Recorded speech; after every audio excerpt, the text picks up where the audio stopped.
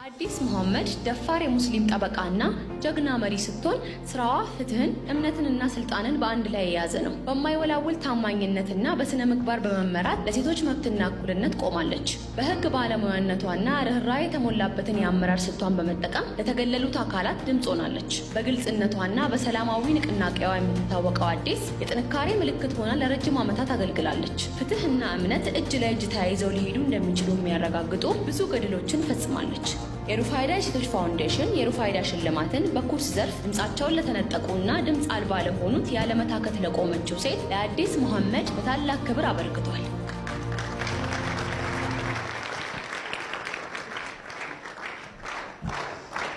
አዲስ መሐመድ ሞራል ስትልን።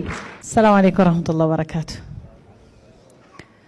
በሸለም እንደዚህ እንደሚያስደነግጥ አልገባኝም። እስከዛሬ ወጥቼ ሳወራ በነፃነት ነበር። አሁን ደነገጥኩኝ። ማለት ገና ኃላፊነት አሁን ጀመረ ማለት ነው ብዬ ማለት ነው። ብዙ ቦታ ራሴን አገኘዋለሁ። በተቻለ መጠን የፍትህ አካባቢ ነው የማገኘው። እንዴት እንደምገባ አላውቅም፣ ግን ገብቼ ነው የማገኘው። የሆነ የመብት ጥሰት ኖሮ እንደምገባም ሳላውቀው እዛ ገብቼ ያገኘዋለሁ። አቃቢ ህግ ሆኜ ስቀጠር ሱሪ ለባሽ ነበርኩኝና ትንሽዬ ሂጃብ ነው እንደዚህ አድርጌ አስሬ ሲሄድ ከኔ ጋር የሚሰራው አቃቢ ህግ አቶ ወርቅነህ ይባላል፣ የሰከላ ልጅ ነውና ምን አለኝ፣ እቺ ልጅ ሂጃብ አይደለም ባይደው እዚህ ጋር ክፍት ነው እዚህ ጋር ክፍት ነውና የሆነች እቺ ድሮ የጎጎራ የምትታሰር የለችም እንደዛ ነው እቺ እስላማዋ ልጅ እንደዚህ ጠምጥማ ከመጣች አስራታለሁ ችሎት ደፍራለች ብዬ ይለዋል።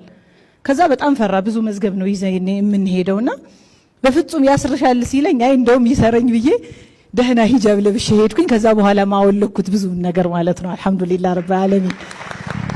ኢንሻአላህ ለሌሎች ሞዴል የሚሆን ስራ ሰርቻለሁ ብዬ አላስብም፣ ግን የተሻለ ሞዴል የሚሆን ስራ ለመስራት ሩፋይዳ እንድነሳሳ እንድነቃ አሁን በቃ ለተሻለ ስራ እንድዘጋጅ ስላደረጋችሁኝ በጣም ደስ ብሎኛል።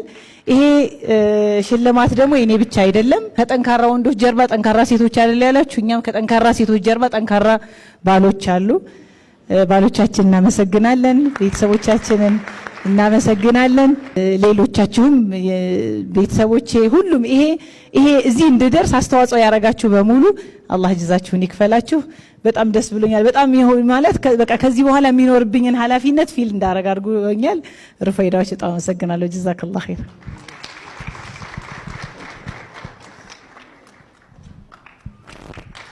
አዲስ መሐመድ እንኳን ደስ ያለሽ እንላታለን። በርቺልን።